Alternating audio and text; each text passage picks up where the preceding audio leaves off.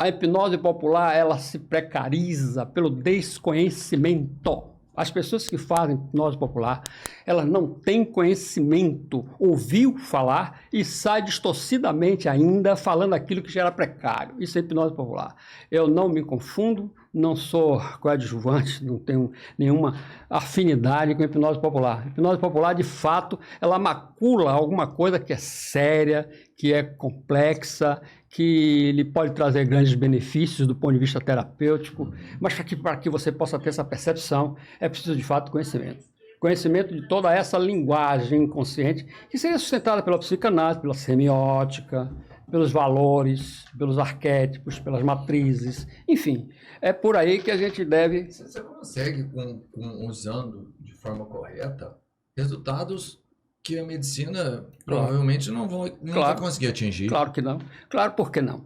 Porque o que você se propõe, ou melhor, o que o transe propicia, é a eliminação, suavização de sintomas. Né?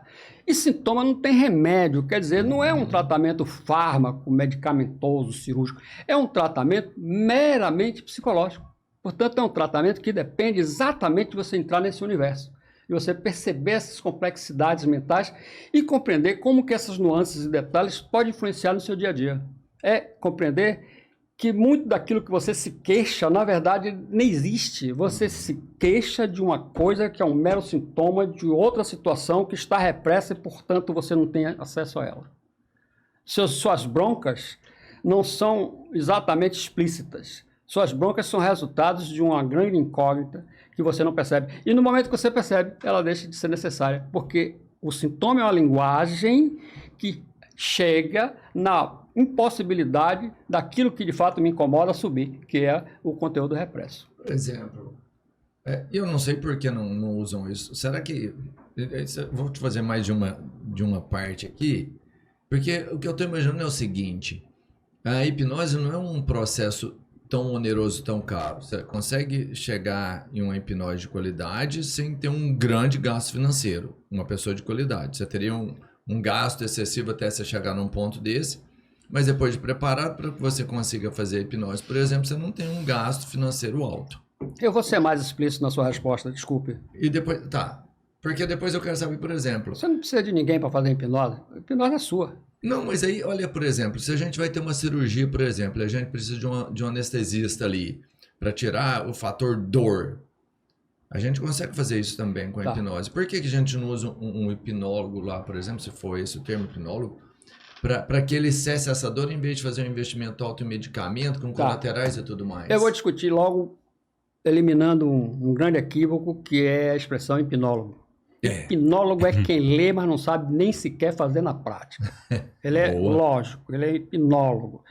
Hipnotista é quem entende a teoria e faz na prática. Entendi. Hipnotizador não sabe banana nenhuma e também pode provocar isso, que são algumas pessoas que de fato te levariam a uma condição dessa sem saber por que está fazendo. Né? Sim.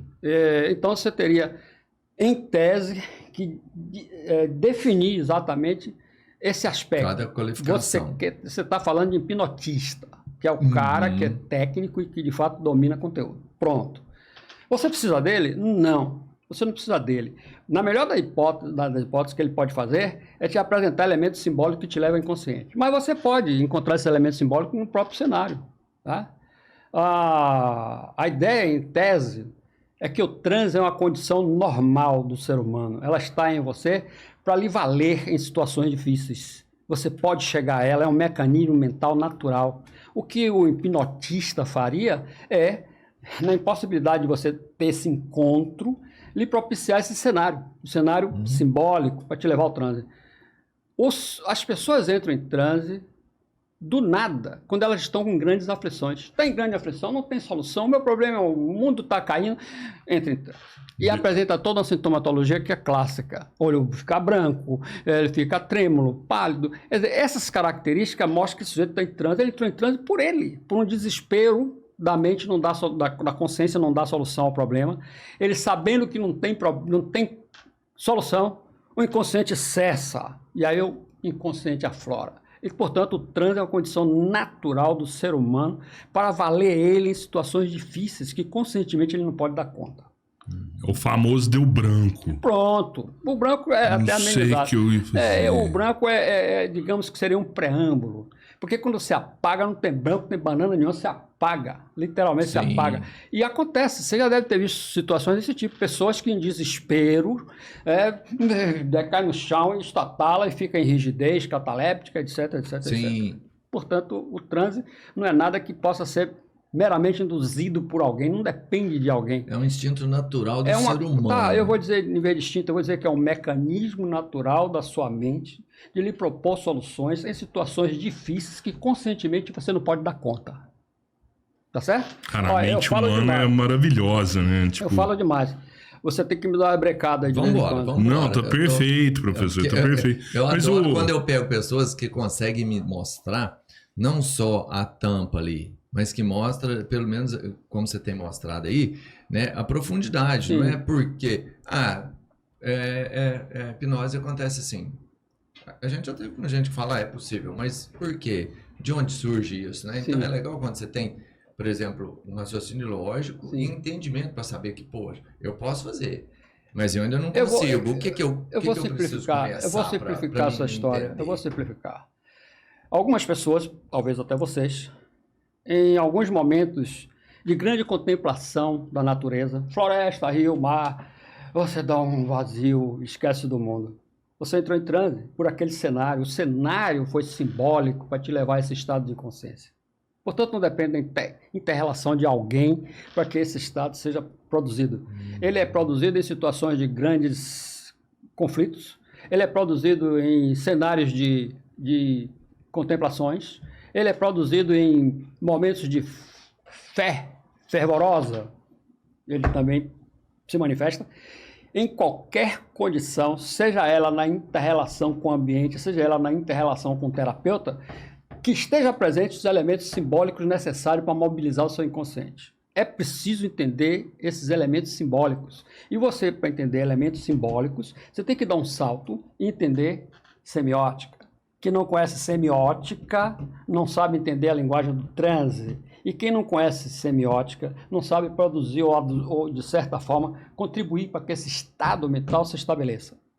Entendemos isso? O que o Robertinho estava falando assim, professor, até voltando um pouco atrás, eu entendo assim que qualquer pessoa pode entrar em estado de transe automaticamente, dependendo da condição que ela é colocada. Mas por que não pegar um hipnotista para servir como atalho em momentos de tensão, momentos de dor, numa cirurgia, por exemplo? Tá. Vamos partir de um pressuposto básico. De 100 hipnotistas, 1 ou 2 tem possibilidade de fato interagir nesse sentido. A maioria vai repetir conceitos superadíssimos de hipnose popular. Eu vou contar até 5 que você fica calmo, eu vou contar até 5 que você esquece isso. Isso não vai dar certo. Não dá certo. Isso é um contrato. Eu vou contratar com você, eu vou contar até 5, você vai ficar calmo. Você cocó, tá. 1, 2, 3, 4, 5, você tá calmo. Porra, você não tá calmo, porra nenhuma, você não foi pro inconsciente coisa nenhuma. O que aconteceu ali foi um contrato. Eu fiz um contrato e você, despertando o seu atonato, cumpre o papel. Essa história é hipnose popular e ela é extremamente descartada. Desse nicho precário é que surge a maioria dos hipnotistas, portanto, eles não sabem o que fazem.